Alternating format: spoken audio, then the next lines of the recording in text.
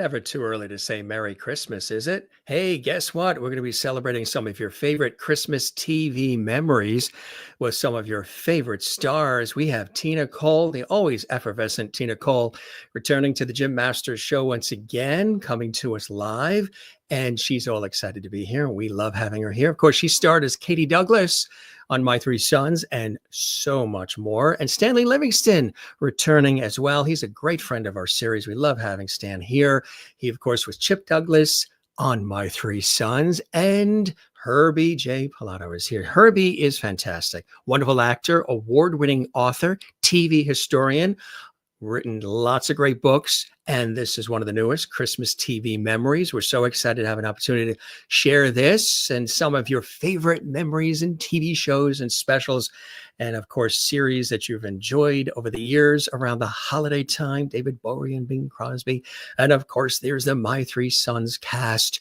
Christmas TV Memories is a very, very special book, near and dear to Herbie's heart, near and dear to all of our hearts, because again, so many incredible memories and iconic shows that put us in that feel-good spirit during holiday time.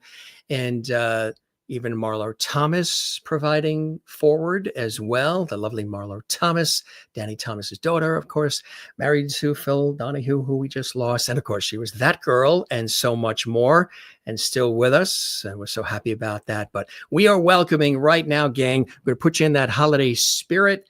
Tina Cole, Stanley Livingston, and Herbie Pilato is here on the show, and we're so excited. Here they come in style. Tina and Herbie and Stan here in Lovely Hall at the Jim Masters show. Hey, gang, how are you? And Merry Christmas. I wish Merry I Christmas early to you. What? Oh, you would have had. Go grab it. It's right there. You would go ahead. You could grab it. Yeah, go ahead. Sure. Why not? Make it festive. There you go. And there's her beautiful chair. You know how many guests we've seen their chair because they had to get up and get something? I'm going to do a whole episode where we just see the guest's chair, and then the viewers have to guess which guest sat in that chair. Take a good look, folks. That's the Tina Cole chair. Oh, wait. Tina always goes above board 100%. Look at her. But I don't have the batteries on. No batteries. With all the energy that you have, that thing doesn't need batteries. My battery's right there. No batteries. You know, look at that. Like Lou Grant said to Mary Tyler Moore, you've got spunk. you don't need the batteries. You are an ever-ready battery. Good to have you, Tina and Stan and Herbie. How's everybody been doing? Tina, how have you been since we chatted last? I'm doing just fine. I'm in the middle of doing two cabarets, one next week and one for Christmas, as a matter of fact. Oh, so wow. I'm doing that locally up here, and then a wonderful event in Hollywood with this group. Yes, and I'll let Herbie talk about that. Oh, that's something very, very special that is coming up. Yes, there it is. It's coming on December 5th with Tina and Stan, and Herbie's going to be in conversation with them. Part of Book Soup Presents. It's going to be something very, very special. You're always busy, Tina. You really are always here, there, everywhere. And you're so beautifully responsive to your fans from not only the television career and everything else, but of course, your musical family background, right? Remind people of that incredible familial background you have in the world of music. That's kind of how we got started, because the King family Christmases were just heaven. And the singing, I mean, we started having Christmas parties in the 30s, and every year since then, someone in our family has had a caroling party. And the big one now is my cousin Cam Clark, who I don't, you guys know Cam, right? The voice of Leonardo, Teenage Mutant Ninja Turtle, and all these others. Yes. He has a party that we named the Snow Globe, and all professional singers, and it's just, and skits, and it's just dinners. It's just wonderful. So we're getting ready. In fact, I'm going to be rehearsing for that during Thanksgiving. So the family started Christmas was it. And so I think that when my mother had the idea for the King family, I think that that was a big part of it because we all sang together at mostly at Christmas. And that started, I really think that was kind of the birth of the King family. That's wonderful. What is one particular memory within your family that stands out for you, Tina? Ooh, One of your personal favorites, even as maybe a kid. oh boy, there's So so many, huh? many. But and I talked to Herbie about this too.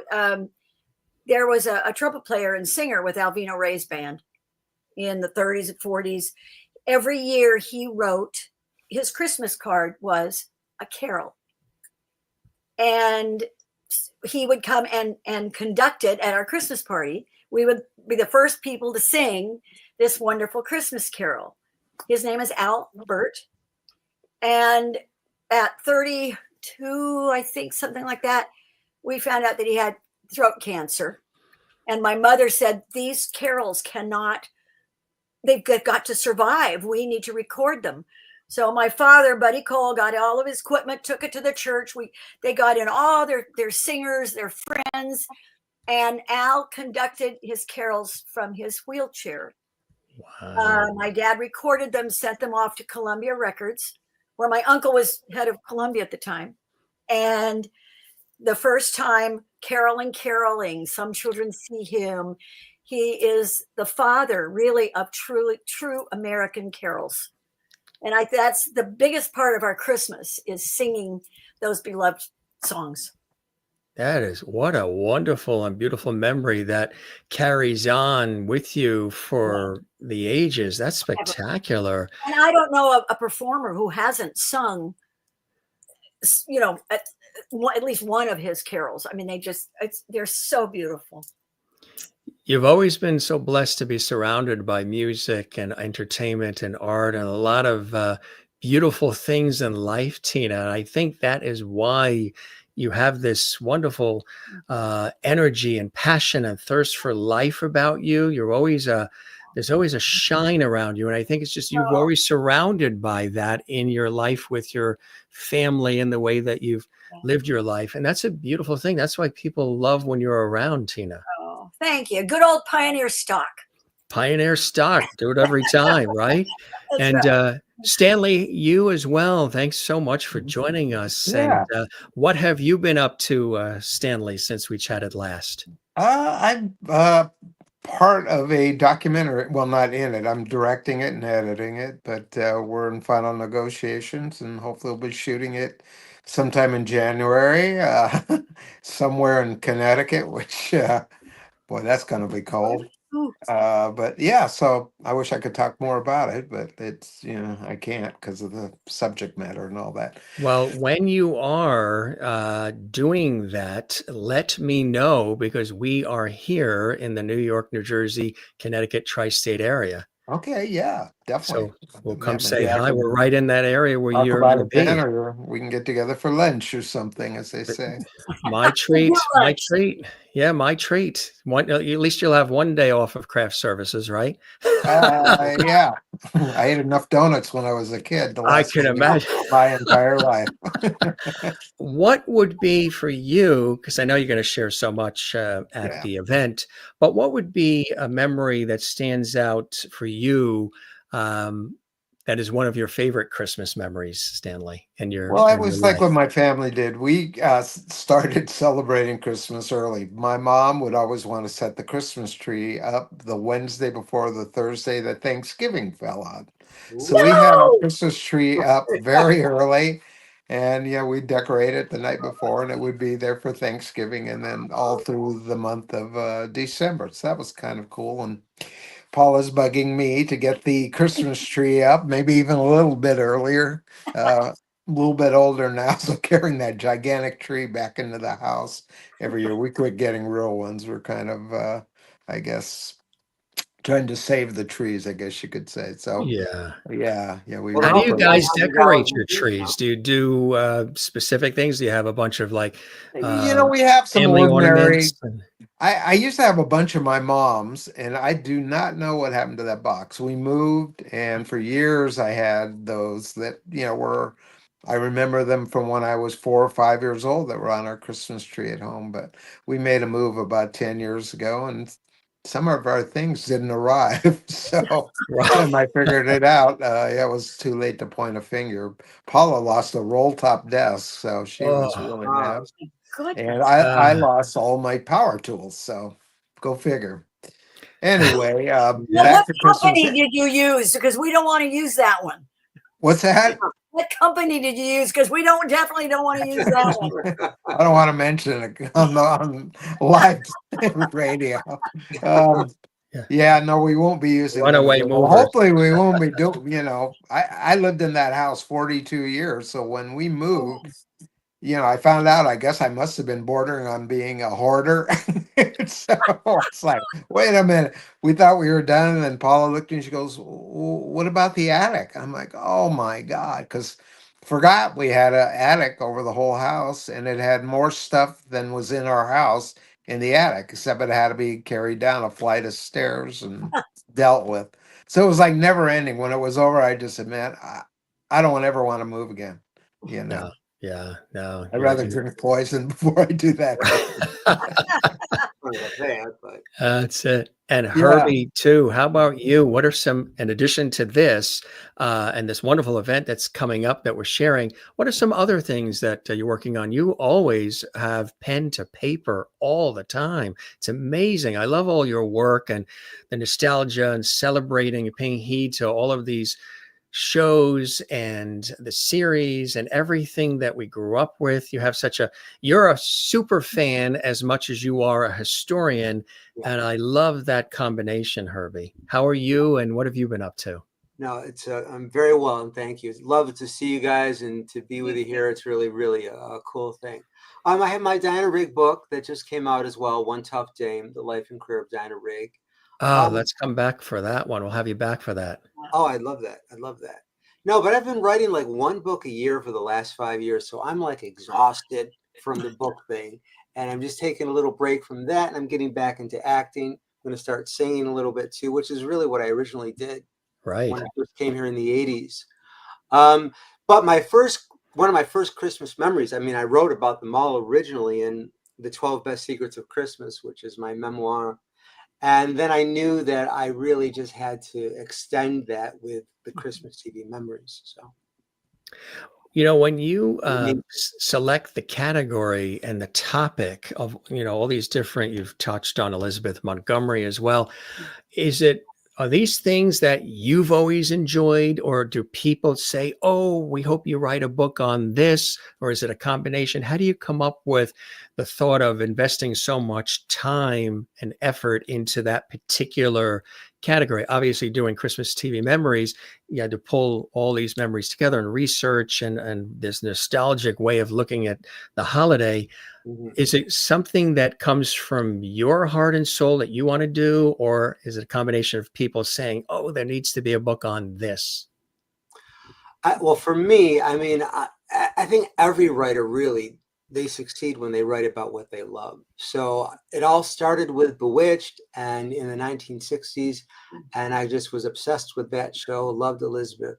And then after that original Bewitched book came out, and then I did 2 biographies on her, then publishers would say, well, are there any other shows that you love? I really never thought in those terms, but I said, yeah, I love Kung Fu and I love $6 Million Man. And, and then I just wrote what I loved, wrote about what I loved.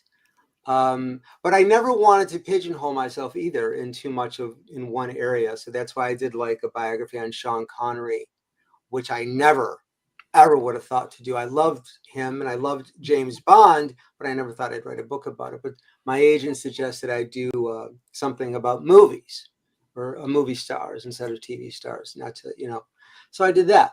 I guess, yeah, I definitely can go with what I love, but, I also learned to adapt and learn to love something more when I researched it. And I ended up thinking Sean was just the best. He was an amazing human being that did an awful lot for a lot of people. And as long as there's that essence to the personality, a good heart who does something good with their persona, like these 2 wonderful people here that I always love working with one way or the other, that compels me very much.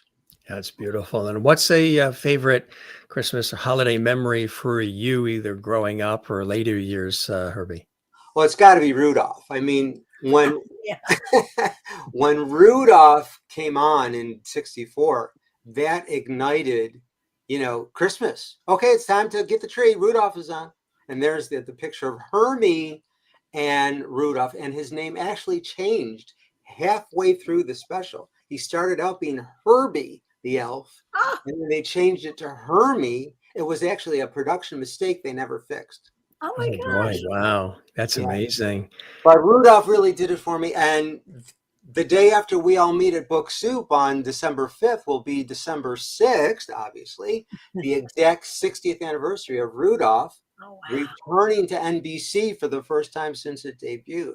So that's big. That's big. Why do you think it did move to NBC from CBS all those years? No, it started on NBC, then it moved And then to went to CBS, and now it's back on NBC. now it's back on So it's NBC come home.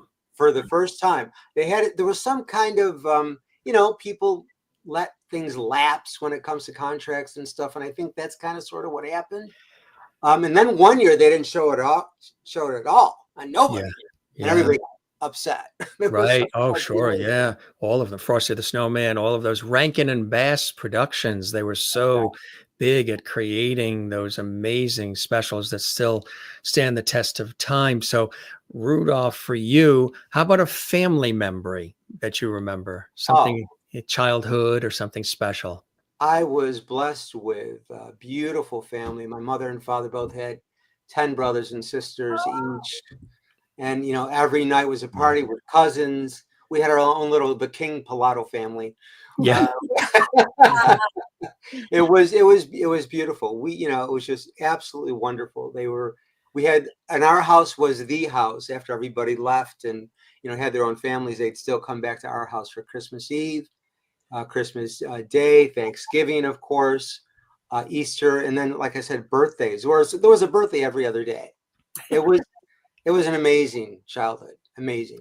My mother is the youngest of 16. Holy moly. Seriously? Could you imagine? Yeah, that's right. Yes. She's the youngest of 16. So yeah, the gatherings and Oh my the God. food and all of the festivities really. So it's a beautiful thing. And when families carry the tradition along, it's beautiful. And television has played. I know we're living in a time where television is sort of figuring out where television is going, radio as well. There's the streaming, the online, and that's happening. But still, there's a deep, warm spot for television in our hearts. And you can see that as people are craving the nostalgia. We just did a special on I Love Lucy, and we've talked about the 65th anniversary of Twilight Zone, and we talked about Maude and so many others. It's amazing that people crave these series they grew up with, and the folks that have been a part of these series as well. I think it's really a think great they've thing. become, because they were in your living room every week. They became friends of yours. I mean, the people that you watched. I mean, I feel that way about Downton Abbey. I miss those people. I miss because they were in my house every week. And so it's different than a movie, different from Yes. a play where you see Yes. once, or, it's that they become it's part of you, kind of. Did you ever think when you were playing Katie Douglas that all these years later there would be this fondness for these characters, for that series, and also for you guys that and this year people still want to hear from you. They want to see what you're doing. They love you talking about the memories of these series they grew up with. New generations are discovering these original series from television. Did you ever think that it would be all these years later something that's still in the conversation, Tina? No, I didn't. When we were doing a job, and there was not a thought about people watching at the time. I mean, that's the one good thing about Facebook. It has connected people with those memories, and I mean, I hear every day from people that were so moved and so touched. They wanted a dad like Fred McMurray. They wanted to be part of our family. They liked the morals. They liked, the connection. People are so anonymous today. I think that's one of our biggest problems. And before it was a village, So no, I had no idea that all these people were so touched and that they're out there and want to share. How about you, Stanley? Same thing. I mean, did you ever think when you were playing Chip Douglas, and you've done so many other things before and after, both of you have, but this particular iconic role would still be talked about and people love to see you and hear from you all these years later? Yeah, it's a little bit of a surprise. I mean, do you realize how many series have been on TV that came and went? So to have a series that literally has been on the air for 64 years, this past September, that My Three Sons has been on the air without ever going off every day for 64 years in some way or fashion, either prime time, cable, syndication. Right now, My Three Sons is on Pluto TV. I think it's coming back to Me TV after the beginning of the year, but we just had a 10-year run on Me TV.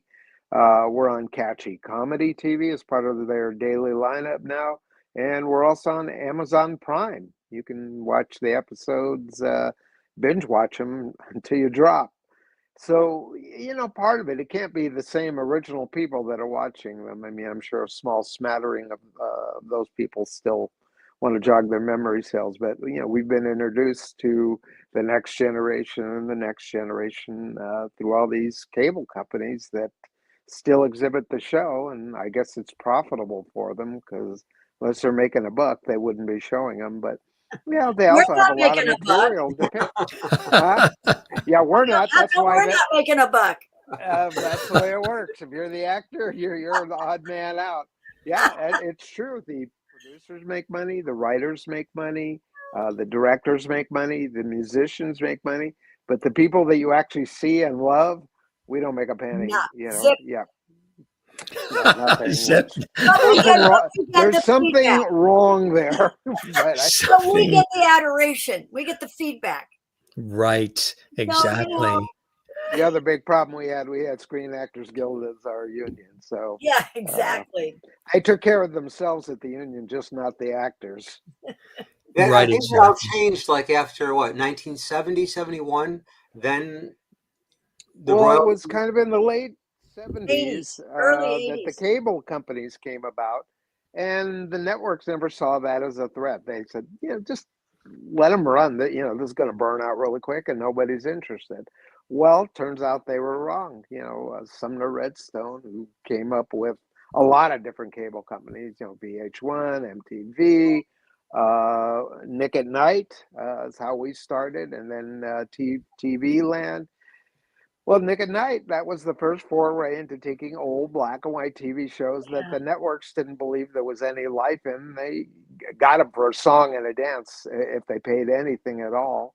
And nobody knew what to do with them. There was no money there originally. They had the network's infrastructure, but they didn't have advertising. Flash forward 10 years later, they had 10,000 head-ins, which means it was in 10,000 cable systems across the United States. It was a patchwork of cable systems.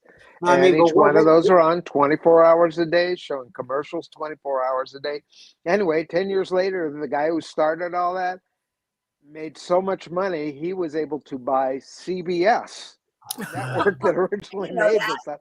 And with the pocket change left over, he bought Paramount Studios. That's what you can do when you don't pay the employees. That's right. The actors. Yeah, so it's a great business, great business model.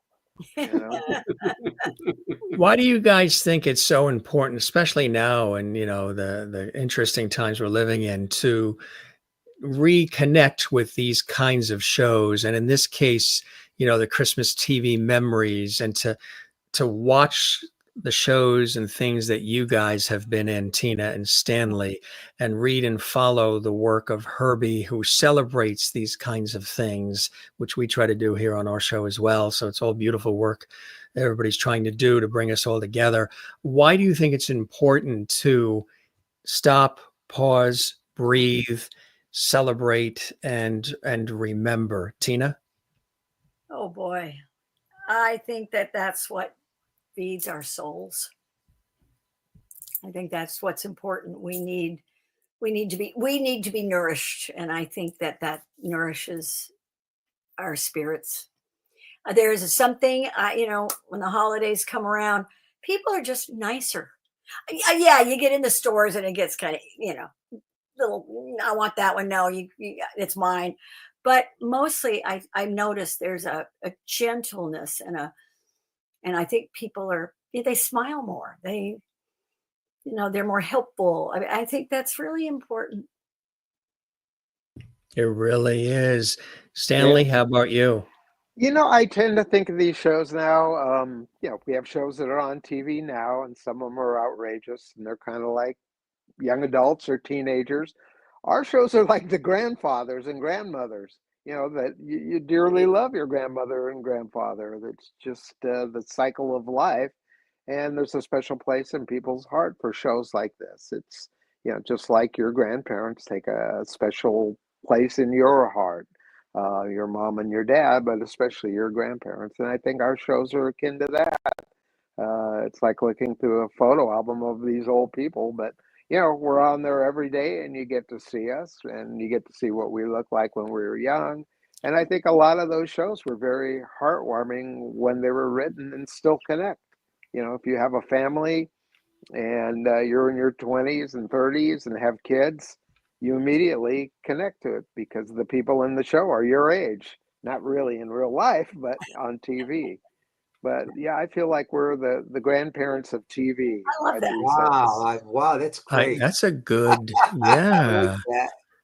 Who doesn't like their grandparents? Stanley, I think you just came up with a little series there of sorts. Another book. Yes. No, I'm done. You just did the Desilu kids. Yeah, right? See, they're not going to have TV land, and it's going to be geezer land. But we're kind of cool. GL for short. Yeah, GL. What does that mean? I'm not that old. I just tell people that I'm 3 years past my expiration date. But it's like with milk, you give it the sniff test. We're all outlasted. Tina, everybody wants to know what soap you use. None, that's fine. My aunt from Austria, the same thing. She made it all the way up to 96 and she didn't use all the chemical stuff. Wow. And at 96, her skin flawless. Wow. Really amazing. Yeah. I've seen a little picture of Tina. She looks just as good in person. And Herbie too, right. Yeah. Say that again. I didn't quite hear that. Right. and Herbie, you really honor and pay heed to all of this. Why is it important for you, Herbie, or for all of us to stop, pause, breathe, remember, and celebrate these iconic series, these stars, these Christmas TV memories as well? Why is it so vital that we do take time to unplug and go into another time period and really relish it all? Because things are moving so fast in this quick 6-second video world we're in 24/7. Remember when TV stations used to sign off so then you can go to bed? They don't sign off anymore. It's a fast-paced thing. What do you feel about it? I miss that. I used to love the sign-offs and everything. You're watching WCBS TV, Channel 2 New York, owned and operated by CBS Incorporated. Right. Good night. And whatever happened to the television code of the National Association of Broadcasters? Well, that's the thing. I think there's nostalgia. I think it's the family connection that we do feel connected to these shows like they are part of our family, our friends, like both Tina and Stanley said. But I think what's really important to realize too is that these shows, and all shows back in the day, and films as well, they were made a certain way with a certain quality. There was a beginning, a middle, and an end. There was a story. The actors actually portrayed characters and didn't do stand-up routines as characters like they do today in sitcoms. I don't see a lot of interaction with characters as there was in a realistic way on My Three Sons, and even on Bewitched, even though it was a fantasy-based show, there was a connection between the characters. So I don't see that a lot. There's a lot of talent today. There's a behind and in front of the camera, but there's not a lot of good storytelling. And I've said this before regarding the performances. There was so much charm and showmanship and likability about the old shows and the characters and the actors who portrayed them that is just missing today. So I think a lot of those who are in the industry did not properly go to the right schools and learn how to tell a story as well as the stories were told back in the day. Well, That's it's not very only true. that, but I think a lot of the people that became TV writers, their experience that they're bringing to the industry is not real life experience like the writers out of our day. They did other things before they were TV writers. The people who became writers today watched TV shows, then became writers. So what kind of reality is that you're bringing? It doesn't resonate. Plus, too, the warmth too that it exuded, and they don't even really show the credits as much anymore. The TV theme in the beginning, you could whistle to it, sing to it, hum to it, whatever the themes were. And then you'd want to hear the closing credits and the full version of the theme and the underscoring, the music that was used underneath to tie the scenes together on so much care. We had Lloyd Schwartz on, and we were talking about Brady Bunch and Gilligan's Island and all. And one of the things I wanted to tell him was, thank you so much to you and your dad, Sherwood, and everything for bringing in that beautiful underscoring that was used on some of those series that you guys had worked on, because that ties in the mood and the feeling. Now everything is so quick and fast, and they're almost trying to grab the funny without it really being funny. But yet before there was the funny, there was the warmth, scenes and situations you had to try to figure out, scenarios, within the series or the episode where something happened and the cast had to figure it out and wrapped it up in the half hour's time. But the music that was used to tie it all together had a certain feeling, depth, and warmth to it, which tied these kinds of shows, My Three Sons and others, together beautifully. Would you guys agree with that? I almost thought the music on My Three Sons was actually like another character. Yes, right. That's a good way to The put way it. I always looked at it. Without that, try watching the show, and you can probably do that. I think the second season of My Three Sons on DVD, they stripped out the original music, and people noticed that, or no music at all. Yeah. Just the theme song at the beginning and the end, and you'll go. It's almost like, okay, here's My Three Sons, but one of the sons is missing. Of course, that Well came to said. be eventually, but Right. originally that music was like another character. It Yeah. told you something was funny or something was Yeah. wrong, or just a wah wah, kind Right, of exactly. simple thing Yeah. like that. And let now you it's know just something. everything is joke driven. Yes. Joke It's driven, but absolutely there, and you got always three different scenarios, and you go, a little scene, joke, go to the next thing, joke, go to the next, joke, go back to the first one, joke. It it's ends. just Everything is a joke. So Yeah. I Yeah. miss. set up and then a joke. But the other thing about music now, and I don't even understand this, the use of music in Yeah. TV shows, Right. it's like wall to wall. Right. Exactly. It's Or I constant. have my other pet peeve, which is even worse. There's somebody singing Yes. Oh, yeah. people doing Always. dialogue, Yes. and I'm like, I can't even hear the dialogue because somebody is Is put on singing. a song that has lyrics to it and they're singing. I'm like, Yeah. what is that? I hate Well, that. you see that a lot Well, in it's not TV musical. commercials now too. They used to use production music and professional announcers. Now today, a lot of the voices you hear, this affectation, and being an on-air person, broadcaster myself, it's a little bit of an annoyance factor. Everybody's talking with this vocal fry where they'll talk and it's like, we're going to go shopping, we're going to the store, we're going to go and pick up the car, and I'm like, what? Where are all those smooth announcer sounds that I always loved, the Ernie Andersons and all the rest? It's just like people fell off a truck, and they're using uh, popular music of the day now versus Oh, yeah. production music. I mean, before, remember all the jingles, I'm a pepper, you're a pepper, and all that. Yeah. You Now would they be able just to, the kids would sing that in school because they heard it in the commercial or the I still TV hear it. I'm themes. brainwashed. Yeah. All the TV themes, they would sing it and hum it, and you knew, da-na-na-na, da-na-na-na. That's My But Three Sons. You knew what all another that meant. thing, I mean, well, part of the evolution of TV, you have to remember why that was. Do you remember what TV shows originally were called? Programs. They That's were right. programming people. You're being programmed. Oh, Programmed to come back and watch the show, programmed to watch those commercials, programmed to remember those jingles. So when you heard Wow. that jingle, you'd want to drink Coca-Cola You'd or want you to go have run it. for a Twinkie or whatever. A You're Twinkie. being subliminally programmed to do things and to watch things and to feel a certain way. That's why it was called programming.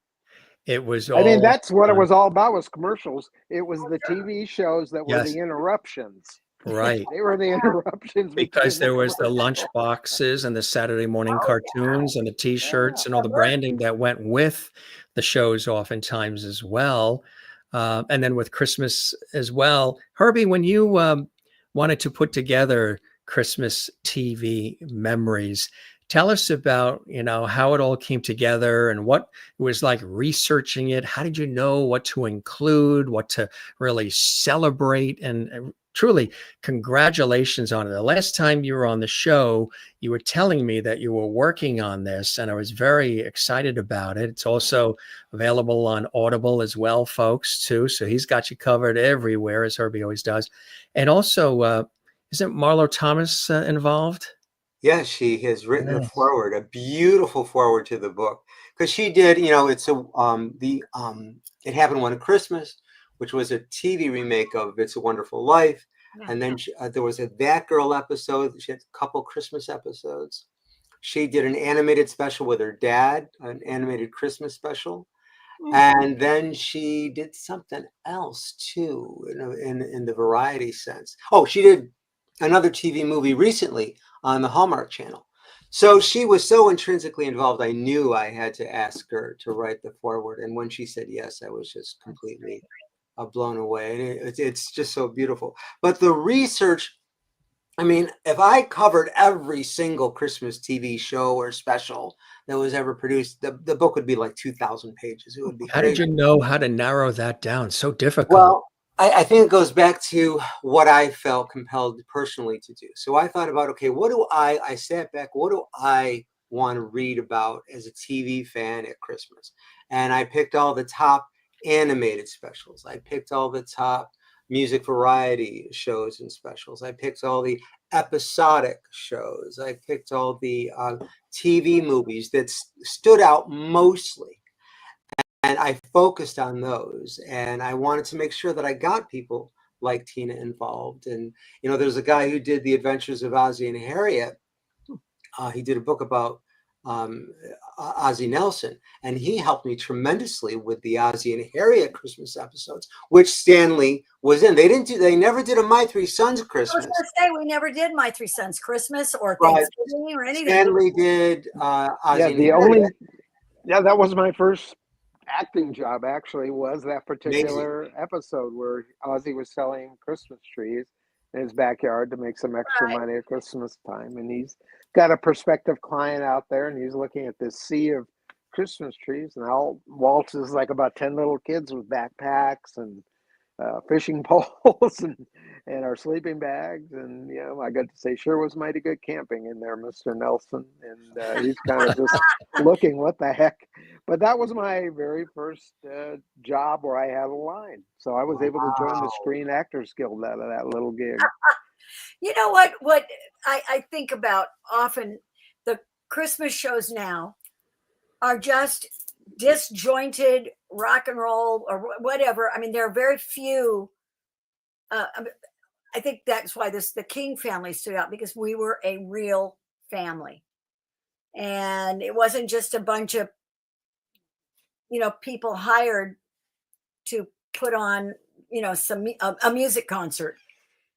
And I think that that's what people loved about the King family. It was a real family. Did do one And Christmas those King families, related show on My Three Sons. This was after the official show was over, but we did a special. Remember that? Right. After the end of the show, we got together, and it was, That's right. you know, a video production, but there was a Christmas tree on the set, and it was kind of a Christmas setting, but we were out of character. We were just ourselves in it. Yeah. And we didn't do really many holiday shows. I think there was a Thanksgiving show early on. I think it was called Chip's Harvest, where there's kind of a hobo living in town, and he ends up saving the Douglas Thanksgiving because our oven burns out or something. He knows how to cook it in the ground. Yeah. And, We never did it when I was there. For nothing, except we did one where Fred and Halloween show. Steve, it was Halloween, right? Steve and Beverly and Dawn and Robbie and Katie were cats. Black cats, all in little cat suits.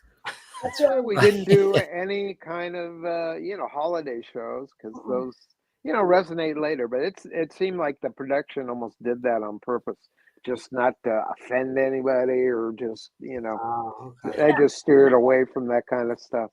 I mean, I lived, 4 blocks from Hollywood Boulevard from the time I was like 5 years old. So I couldn't wait every year to go to the Hollywood Lane Parade, you know, to go up there and watch all that, and watch, you know, cowboys on horses and all that. Yeah. So when My Three Sons finally hit, you know, they asked me to be in it. So it was like, oh, wow, how cool is that to actually be in the parade? That was a big deal. Yeah, what I didn't know was people were throwing eggs at you and pea shooters. So what? About 3 years later, me and my little buddies, we were probably like 12, 13, we got up on the Barker Brothers building, and we were heading up with like a whole thing of eggs to throw on people. And we got caught by the security guard and told to come down. Those days, they didn't arrest you. They just said, don't do that, or we'll tell your parents. But yeah, we wanted to get even. So those people that did that, we know what their favorite Christmas special was, How the Grinch Stole Christmas, right? Yeah. Which, you know, is referenced as well, because for most of us, as we're talking about, the fond memories of the Christmas season really are inseparable from TV's holiday presentations.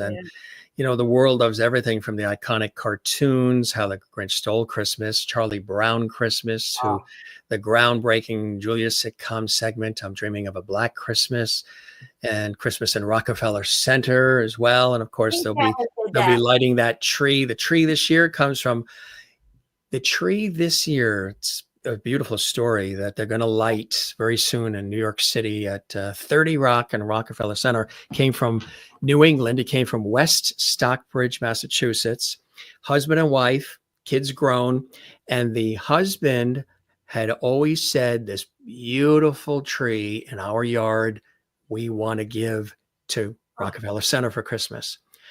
And what's kind of interesting is, from what I believe, he had since passed away.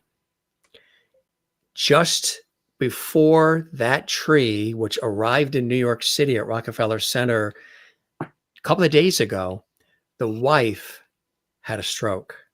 So people right now are praying for the wife, because she just had a stroke before they delivered it to New York City, because she was going to be there for the tree lighting. So right now, prayers to that family in Massachusetts. They gave that tree, right? Which is a beautiful thing to do. But that's talked about and celebrated. Of course, the 1992 TV remake of Christmas in Connecticut, directed Oh, by yeah. Arnold Schwarzenegger. Yeah, that's Uh, covered in the book. All that's of the Harvard. Yeah. And what I think is great, Harvey, is with Christmas TV memories, the nostalgic holiday favorites of the small screen, it really embraces it all, offering a, as you describe it, tinsel-decked. I love this. It's sort of a trip down memory lane, chronicling all of these classics, the animated, the varieties, the made-for-TV features, holiday-specific episodes of series like The Adventures of Ozzie and Harriet, The Mary Tyler Moore Show, and of course, the foreword by best-selling Free to Be You and Me author, and that girl, Marlo Thomas. You also include commentary from other celebrities, historical quotes, insights from entertainment journalists and archivists. So it's really like a go-to companion to the small screen's most cherished holiday programs, exactly the way you wanted it, right, my friend? It really, really is. And the pictures that we have, including some of Tina, are just beautiful. And there's a center photo spread that's color glossy. Nice. It's really a beautiful little, perfect little book. And I'm so proud of it. And I spoke specifically too with like Lisa Lucas, who was the star of The House Without a Christmas Tree, which was one of my favorite TV movies of all time, not to mention, Christmas TV movies, but just in general. And the great thing about it was that there was hardly any budget. The story was there, the script was there. And so that was something that I personally decided I wanted to include, but I also knew that everybody remembered that movie. Everybody remembered that movie. And then finally, when I met Lisa, I mean, she's an amazing, amazing young woman. Just a wonderful person. And there she was, this little girl who I had a crush on as a kid, right? Just like I had a crush on Tina. I mean, who didn't have a crush on Tina? I had a crush. There you go. Absolutely. Yes. And, yeah. And you add in, of course, like you say, Elizabeth Montgomery and Barbara. And there's the I Dream of Jeannie bottle right there, the hand-painted bottle. Yeah, the King sisters and the King cousins did the Rockefeller Center one year, and it was, we had to wait till everything closed down, and we were out. It was so cold. We were out on that ice rink for hours, and there was no audience. We had to wait till the whole, New York shut down. And now it's a big production with, it's on NBC, and it was local and on Channel 4 New York. Was there, unless a street cleaner walked by and peered in the, that was it. And it was so much fun. Did you ever skate on the ice skating rink? Oh yes. Yeah. Loved it. Right there in front of 30 Rock, huh? Oh yeah. And we did one of the Albert Carols that I was talking about, that Some Children See Him was one of them. Oh yeah. And it was Diane Carroll. And who was the mayor? Was it Lindsay at that time? Lindsay, yeah. And Diane Carroll and the King sisters and daughters. It was just one of my favorite moments. One favorite shows. Beautiful. Yeah. How about you, Stanley? Have you skated on that rink at 30 Rock? Or I haven't. I wanted to, but the opportunity never arose. After My Three Sons, well, we'd film all day, right? Maybe about 3 blocks from where we filmed, there was a huge ice skating rink where the guys or people that were in the Ice Capades trained. It's called the Polar Palace. Mm-hmm. The Polar Palace was on Van Ness Boulevard and Melrose. So, but never got to do the one in New York. I would have loved to. I was a pretty good ice skater. I spent years on ice. How about you, Herbie? You ever do it? No, but I was in the Christmas Hollywood Parade. Me too. I was when I worked at NBC as a page, we were assigned to dress up as the V characters. Remember that science fiction series? Oh yeah, sure. So what year was that, Herbie? This is 1984. 1984. which So was that, just yesterday. yeah, just yesterday. I was Blink. you. That is The terrific. typical sniff test. I got a chance to actually go to the Macy's Design Studio, which Oh, is just across the river from Manhattan, right in northern New Jersey. And friends of mine have worked for years in that design studio for oh, Macy's. So they asked, hey, we've got friends and family. Do you want to come and see the actual floats and oh, everything that are being put together for the Macy's Thanksgiving Parade? And to see the beautiful artwork and see all of the sketches and the designs and the little miniature yeah. figures and just extraordinary, and get to see the floats and the exhibits and displays before everybody else saw them coming down, Fifth Avenue there was really something special. There's so much work that goes into all of this, and people that are so talented and passionate like you are and we all are as creatives together. I think we're blessed to be able to provide joy for others. It gives us joy to do it, but it's a gift. It's a blessing for us to be able to be in these roles, to do work that Yeah. we love, that touches others, whether it's at Christmas time or year round, wouldn't you say? Oh, absolutely. We went to the Rose Bowl parade headquarters where they were building all the floats. And I've never seen such work. I've never seen the teams of people, the artwork, the drawings, all the sketches, and rooms and rooms of flowers. I've never seen so many flowers in my whole life. And it's really exciting to see. And then you see them in their as they're being created, and it's just a marvel. And I think the Macy's would be really exciting to do. The Macy's Yeah. really, yeah, Oh, absolutely quite spectacular. yeah. So, Herbie, this is also, as I mentioned, on Audible as well, right?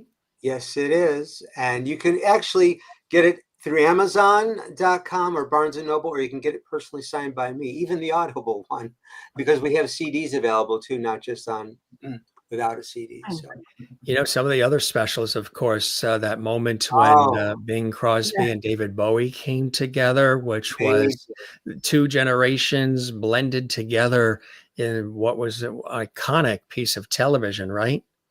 Oh, that absolutely had to be covered in the book because that's one of the most momentous moments in Christmas TV history.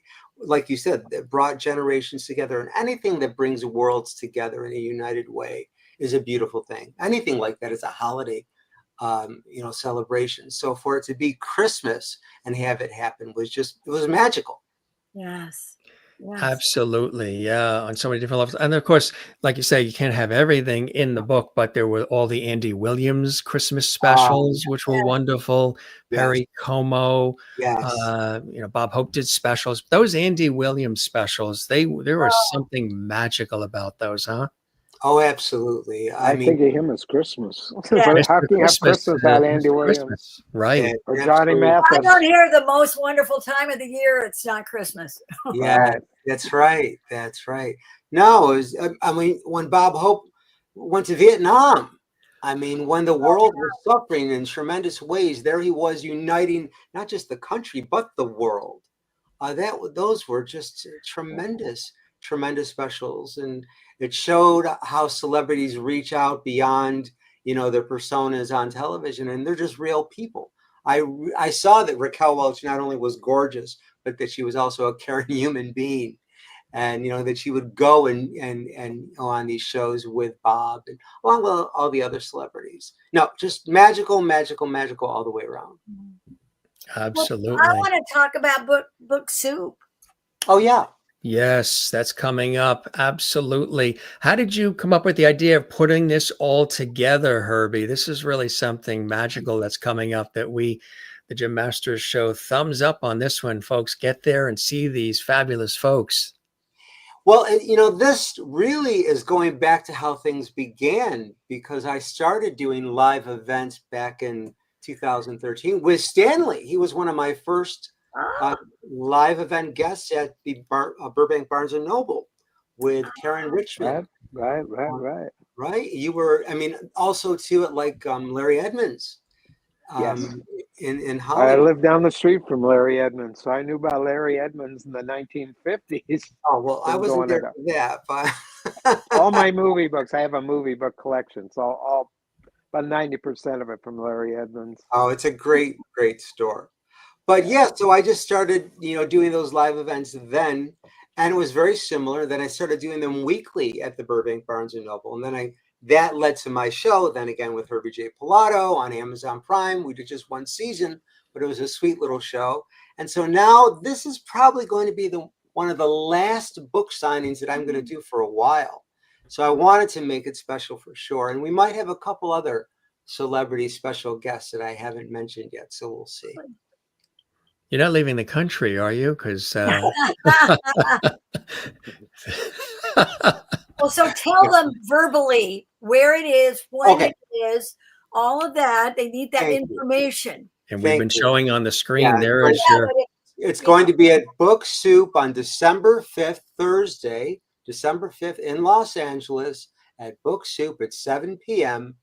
And not only will I have my Christmas TV Memories book, but also other copies of my other books like Retroactive Television, the Diana Rigg book, and Tina will also have her book there as well to sign.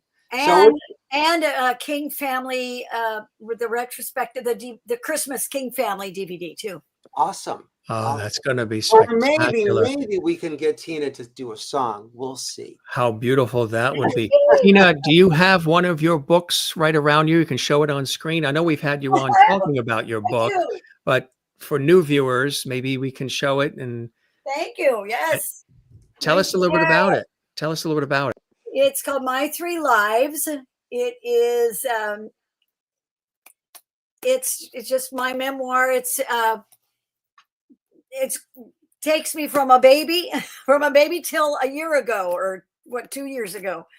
So it's and it's got a lot of pictures. We couldn't do color. I wish we could have, Herbie, but there are pictures throughout the book, a lot of pictures that have not been seen. I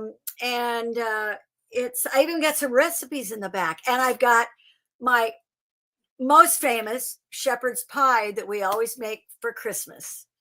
That recipe is in there too. Oh my God, the Irish in me loves that. The shepherd's pie. It's unlike anything you've ever had. And like I have beef bourguignon with, it's very. when you came on last time and we took the book, in depth, I have that book and I absolutely recommend people get that. It really is beautifully written. So congratulations on that. I know it's a labor of love, my friend. Yes, because I can't write a grocery list. Right. Herbie, I applaud you. I admire that ability more than I can say. No, it's not an easy thing. It takes a lot of work. If you really care, though, I think that ultimately, whatever your talents are, and I say this a lot too, is if an idea comes to you to do something, whether it's a TV show or a book or a song or whatever, that's a whisper from heaven that you have to fulfill that, and if you don't fulfill that, if you don't follow through with it, not only do you lose out on what you contribute to the universe, but the people who would benefit from what you're doing will lose out. As long as it brings light into the world. Yes. As long as there's some kind of beauty that is created with it, then you will receive support from the universe. I know that sounds a little out there, but that's it's great. We need more of that, Herbie. We need more of that. I'm going to get one more thing. Wait. Wait, don't go away. What do you have to show us, Stanley? It's show and tell. Stanley has everything. Well, I haven't written the book yet. That's the DVD. Oh, okay.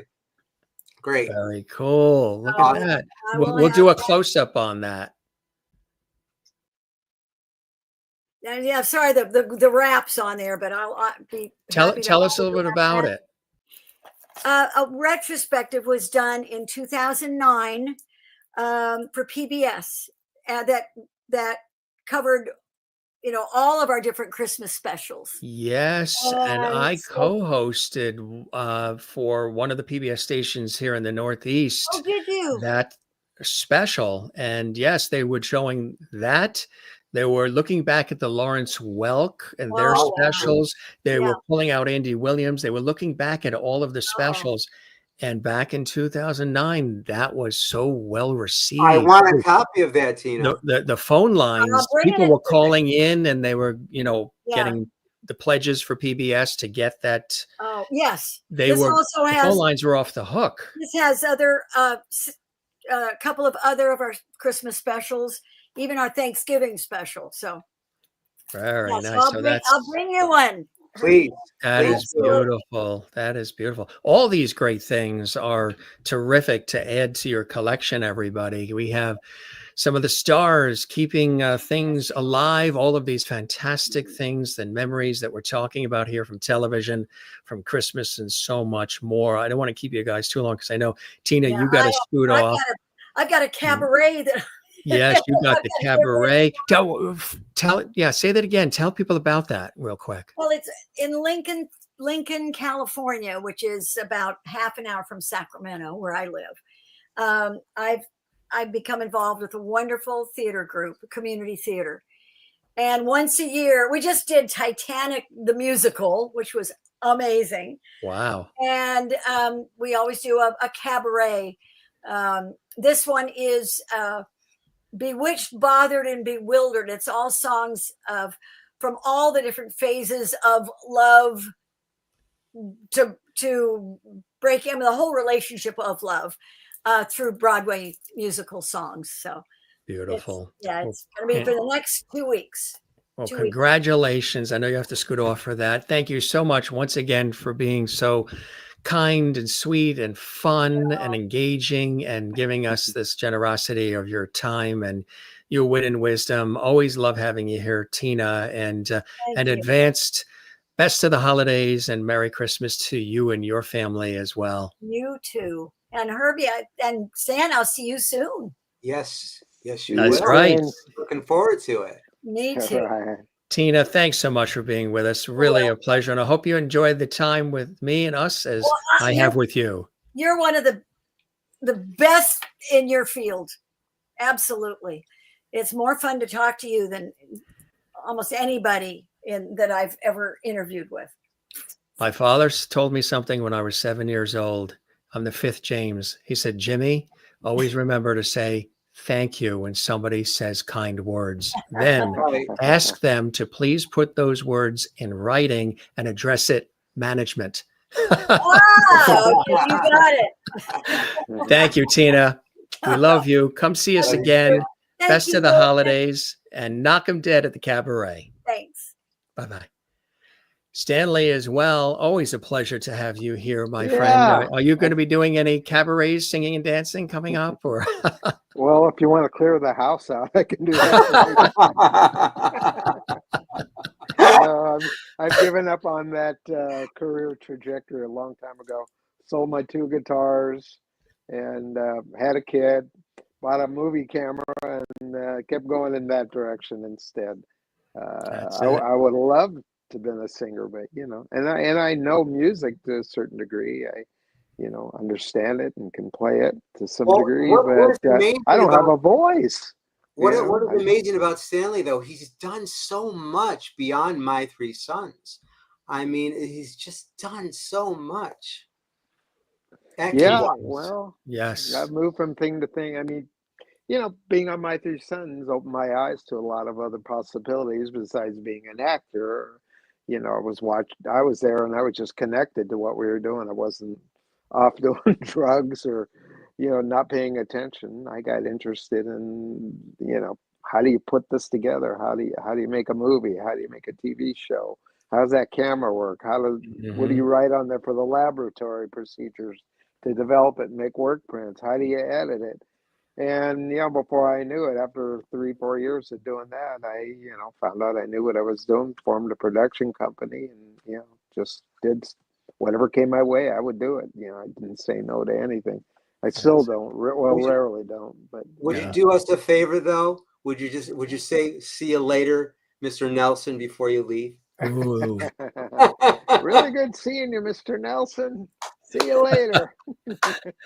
Good night, Not for Mrs. that line. Calabash. Yeah, without that line, I would have been just another regular old kid extra on Ozzie and Oh Harriet. man. Who, you look at it, and there's points in your life that where things happen that you can connect the dots and go, this happened because of that, and then this happened because of that, Right. and it all pointed towards my three sons in my early career. But when I look at things that came about and changed the trajectory of my child career, it's kind of interesting to look back at it in retrospect. Yeah, because a big piece of the puzzle for me was always kind of missing. I mean, I did a lot of movies and I did a lot of TV shows, including the Ozzie and Harriet. But there was one TV show that I did in particular, which was just a one-off thing. It was a TV pilot, and I did it for Jackie Cooper. And until recently, I never realized how instrumental that thing was in getting me the other work. And in fact, it's what got me my three sons. The pilot didn't sell, but my agent would borrow the reel from Jackie and show it to other producers and casting directors. And based on that, I'd either get the interview or I would just get the job. That's kind of what happened on my three sons. They were Wow. shown this half-hour TV series that I starred in, and had the other half of the dialogue. So, which was a big load for an 8-year-old, but they knew they could trust me and depend on me, that I could deliver both acting wise, and I could talk for days and days and days worth of lines. And it got shown to Don Fedderson and a guy named John Stevens. I can't remember our first casting lady. And I came in, I had one meeting, and I think an hour after I had that meeting, I was hired to do my three sons. So I was the second character hired after Fred McMurray, who the show was built around. And then I had to wait around till they cast Tim Considine, Don Grady, and finally William Frawley. And but yeah, that particular piece of film, I Wow. never saw. I never saw it till about 2-3 years ago. Wow. Somebody had a copy of it. A guy, in fact, it was a guy that was in it. And I asked him, "Did you ever see the episode?" And he says, "Oh, I've got a copy of it." And I'm like, "Well, how did you get a copy? I've never even seen it." And he was kind of a minor character in it, but he had a copy. And we finally got together about 3 years ago, and he had it on DVD, brought it over, and I was like, "Okay, I get it." I mean, the other side of it was I could see how that show wouldn't have sold. It was, not that I was a smart ass kid, but it was a kid who's kind of educating his parents but Mhm. their bad behavior, but the kid's like outsmarting them, and that probably would not have gone over well in the late 1950s. Mm. Father knows best, Steve Douglas knows best. So yeah, it was called Skippy, which was based on this 1930s cartoon character in the newspapers called Skippy, and it got turned into a feature film in 1934 that Jackie Cooper starred in. The director won an Academy Award. Jackie was nominated for an Academy Award, and I guess he saw something of himself in me when he met me when I was doing the Ozzie and Harriets, and got this idea to try and make a half-hour episodic TV series out of it. But thank God it didn't go. I wouldn't have Right. gotten My Three Sons. No. That probably would have gone a year, but because of My Three Sons, which went 12 years, I had a job from the time I was 9 to the time I was 23, which took me Amazing. through treacherous territory. If you were a teenage actor and your series stopped, that was the end of your career. Mm. Amazing. And to try to get series these days, there's a few, but to last 12 years is quite Yeah. an amazing Not feat. only 12 years, it was the amount of episodes we did. They do series now. It's 10, 12, 13 episodes, maybe, or 6 episodes. And we were doing 39 episodes a year. So Right to the hence we end. did Right to the end. just short of 400 episodes. Yeah, so that's quite a bit of content there. I Wow. think that's the reason the networks always liked it too, because if you have a show and people like it, and you can put it on, it goes and goes and goes. I mean, for Me TV, they could run the episodes back to back, and it lasts longer than a year, even if they show it every day. We just had earlier today, we did another live episode. So it's like we call it a double Lovity day when we have two episodes in one day. Tom Watson, Lucille Ball's former publicist, Yeah, I executive know Tom. producer, Sure. and Jonathan Angus, TV editor, and they were talking about I Love Lucy, the complete series, now on Blu-ray, with all this bonus footage, but and celebrity interviews, all kinds of cool things, but pieces of the Lucy Desi Comedy Hour and also Lucy, where you don't see it now on the airings on television. You don't see it on the DVD or the VHS copies, but they went, researched, and found like there's this strawberry patch scene with Tallulah Bankhead when Lucille Ball and Desi Arnaz lived in the house in Westport on the Lucy Desi Comedy Hour. And that scene had been edited out and not a part of anything anybody's really ever seen since the airing. They found it and they got it back in on the Blu-ray. With My Three Sons, is it available on Blu-ray, or is there anything similar like that they would consider doing? I know they released it on DVD, but they did that. I mean, CBS just missed the ball on it. I think they still thought, and it's strange, not very highly of the series. They've never gone out of their way to promote it in any way, shape, or form. When it was on, when it was syndicated, and even in cable, and then they finally, 10 years after DVDs came out, they released it on DVD. Whether there's a Blu-ray version, I don't know. I don't think so. And it's not the whole series, just the first few seasons are released. Yeah, I think the first three. Yes, that's what they did with some of them. Yeah. The reason was it was an economic situation again. Yes. I call CBS cheap. They're cheap. That's unfortunately what it was. Well, believe it or not, they mentioned the actors. They didn't want to pay for the music, so that's why they just didn't want to deal with any of that. So they never put the DVDs out. They were saying on that episode that it was the same thing in the very beginning with I Love Lucy. They weren't necessarily behind it. They weren't supporting it. There was no budget really for wardrobe. A lot of what you see Lucille Ball wearing is her own nightgown from her house, her own items from her home, because there was no real budget. And as the series got more popular and grew and sponsors, then, there was a little bit of a budget, and you can even see, they moved into the apartment with the window, then to Westport. But in the beginning, there was really nothing, and there wasn't this fanfare of supporting it. And it's amazing. There was another series too that was very iconic. I think one of the great series, Aaron Spelling's Family, with Sada Thompson and James Broderick, Kristen McNichol, Meredith Baxter Burney, Quinn Cummings, Gary Frank. We just had Elaine Heivel and Gary Frank on Family, where ABC, Gary, when he was on our show here, he said, they were never really behind that series. They didn't know what to do with it, where to place it. They didn't understand that series. They kept bouncing it around. They didn't do any. It was at an odd place in time too. It was no promos either to promote it. Well, after My Three Sons ended, we were a light comedy, and we stayed away from any kind of heavy topic. And that was a show that was delving in to the family dealing with things, right? Teenage pregnancy, drugs. Everybody thinks that Aaron Spelling, that was his favorite of his shows, but that's not true. His favorite of his shows was the Mod Squad, which dealt with those things, but not in a family scenario, but in a crime scenario. So it's interesting that, that those kinds of things are transferred to.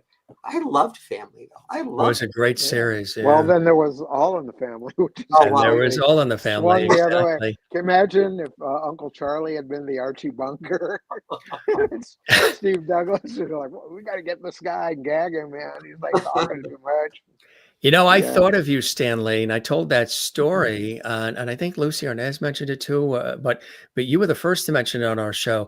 I thought of you when the New York Yankees were playing the Los Angeles Dodgers, and I was thinking of you and the story you told, and William Frawley, how William Frawley had in his contract an arrangement that if the Yankees, who were his team, were to go to the playoffs and or the World Series, he was not going to be in any episodes. He was going to be there in the stands, something similar to that, right? So as they were playing each other, I was telling people the Stanley Livingston version of that William Frawley story, which is kind of cool. Yeah, he lived for baseball. I mean, was a lot of Dodger games too. He just liked baseball, but yeah, that was his team, the New York Yankees, and if they ended up being in the World Series, he just wouldn't have shown up. If there were, He especially if really took a they had been liking to you against. too. He really took a like. Yeah, You had a yeah. special relationship with him. It became something more than just we worked together, that we were just really good pals. And there's a lot of older actors that don't want to work around kids. I mean, not to say I was totally outrageous, but I was willing to do probably things that a kid actor, like smoke a cigar or have a drink at lunch with him. And my caretaker didn't like that, but we just loved each other. Did, It yeah. was just weird. His character, and I mean, I knew about his character before because I used to actually play hooky, Barry and I both, so we could be home at 9 o'clock when the Lucy came. My favorite character was the Fred Mertz cranky Edwards, guy. yeah. I thought, Curmudgeon, and then when yeah. I found out he was going to be my grandfather of my three sons, and I remember at one point, I guess it was a couple of years into the show, we ended up, I don't know what we were doing, and I remember I just said, "Bill, would you be my grandfather?" Hmm. And he like hugged me and said, "Oh, I'd love to be your grandfather. I mean, my real grandfather." He says, "Yes, yes, your real grandfather." And so we kind of just had that relationship. I mean, I never knew either of my real grandfathers, and he sort of filled the role for me, and Yeah. he seemed to be willing to do it, which Beautiful. it was a great relationship for what it was. Christmas TV memories, I tell you, so glad that you Yeah. did this, Herbie. It's such a beautiful thing. We need more of this nostalgia and positivity in our lives. And I know that this is going to be another fabulous event, Book Soup. And again, folks, if you want to learn more, you can get an opportunity to be there. Go to booksoup.com, and then you see all the rest. For Christmas TV Memories is going to be Herbie as they celebrate in conversation with Tina Cole, our illustrious guest, and Stanley Livingston. And we're just giving a little teaser and preview of this event. Of course, Herbie's going to knock it out of the park, and it's going to be really something very, very special. They are going to be right there in front of you.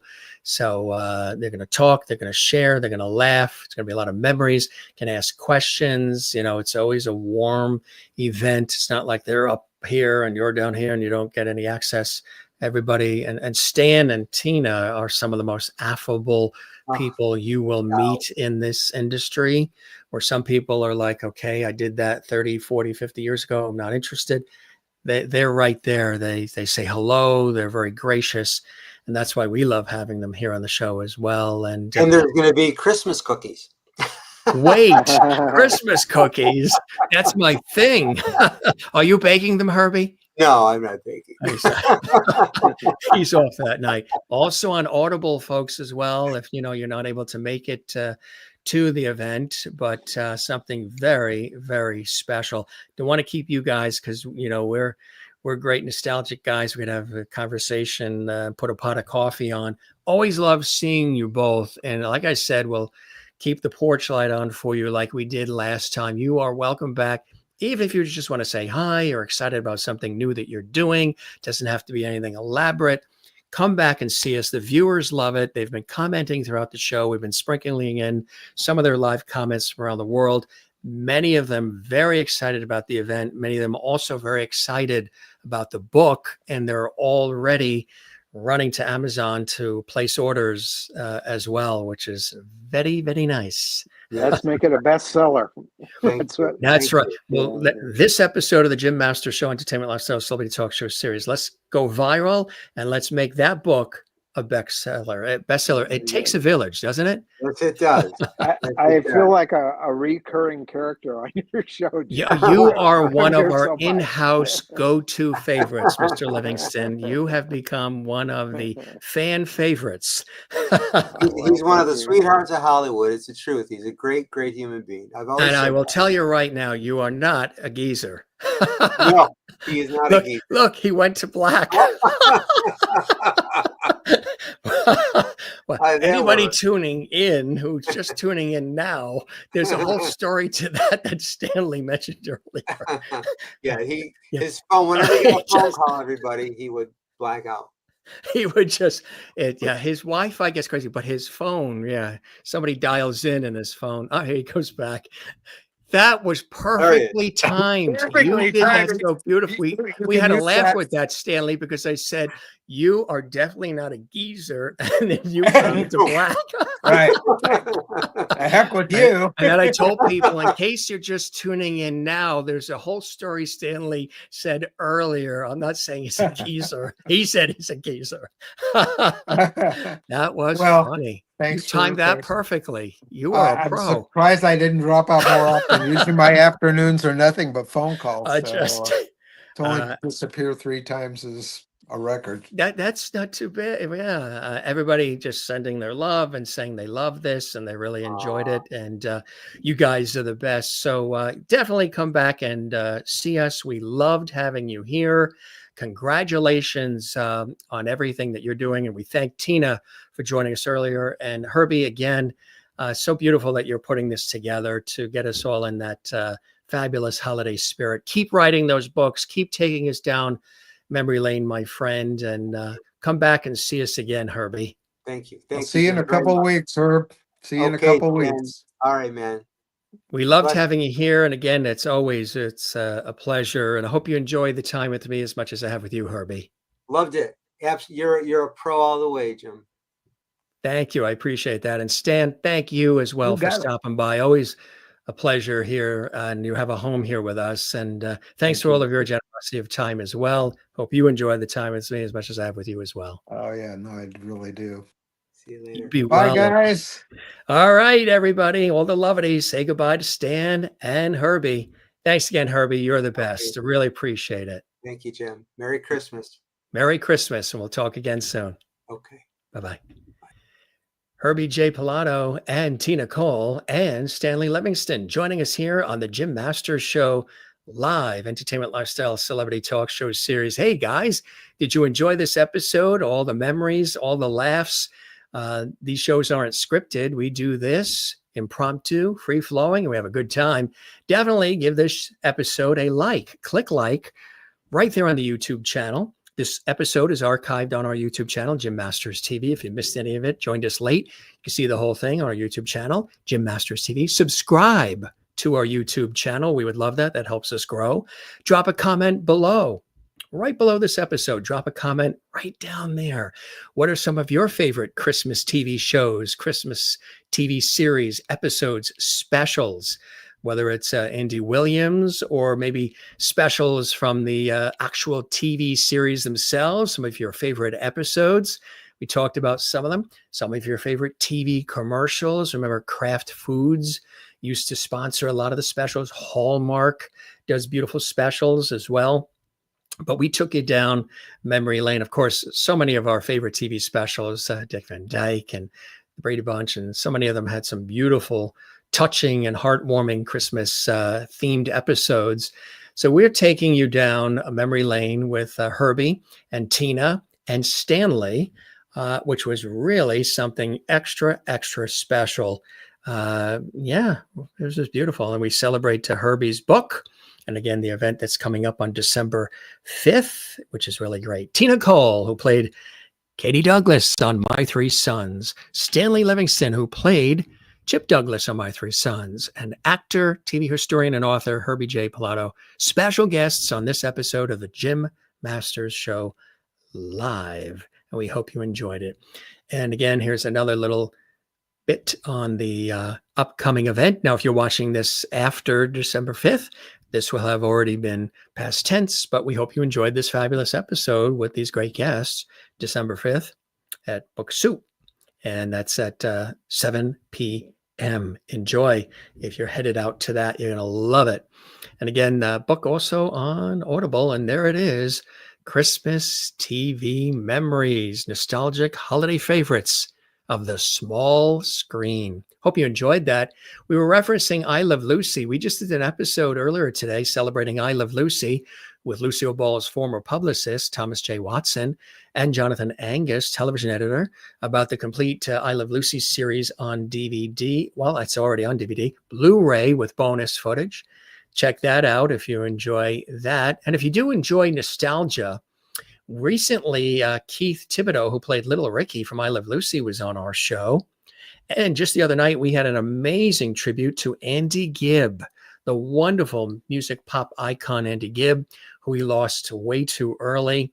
And again, check out, we did specials on Maude and Bob Barker and so many others in our lives. And not just television, but film and music and musicians, singers, performers, Broadway stars, authors, chefs. We've had chefs on our show.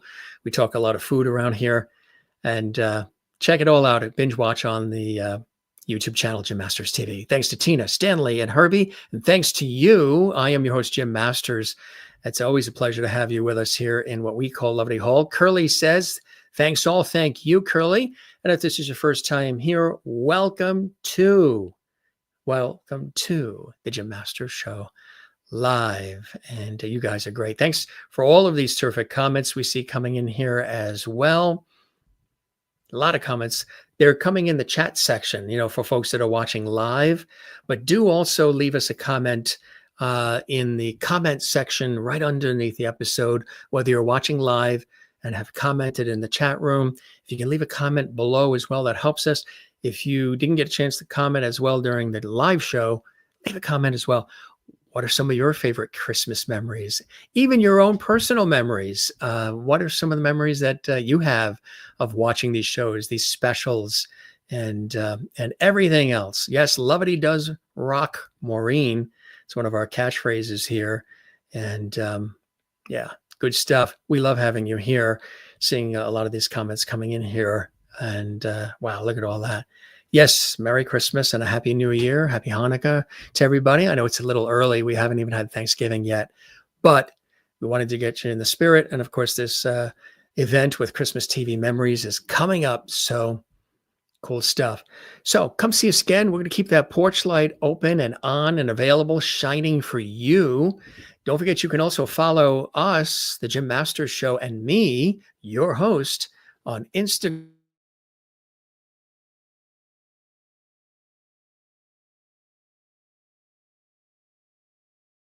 Things, and we also post things there as well. So we post things about our show and all that fun stuff. So anyway, we're going to head out. Thanks again to Tina, Stanley, and Herbie. A pleasure to have them here. And we love you all. Come see us again right here on the Jim Masters Show. Parting is such a sweet sorrow, but we shall see you again real soon. All right. Like, comment, subscribe, all the rest that we say that matters so much. And we will see you again right here on the Jim Masters Show. Leave a comment too. We would love to hear your feedback. Be well. Take care of one another. Love one another. And don't forget to do the very same for yourself. A happy and a merry. And we'll have more specials for the holidays coming up. So stay tuned for that. Have fun binge watching our series. We're going to have dinner. It's dinner time around here. You're probably wondering, what's Jim Masters going to do next? We have a lot going on. We're very busy. We're headed up to Massachusetts for a family event tomorrow. So, and it's been a busy day on the radio and television. And then we did 2 of these episodes, Double Lovity today on the Jim Masters Show. So it's time to eat. Tina made me hungry with the food, the recipes in her book from the King family. I bet you're hungry too. Come see us again. Food for thought here on the Jim Masters Show. Be well, everybody. We love you all, and cheers.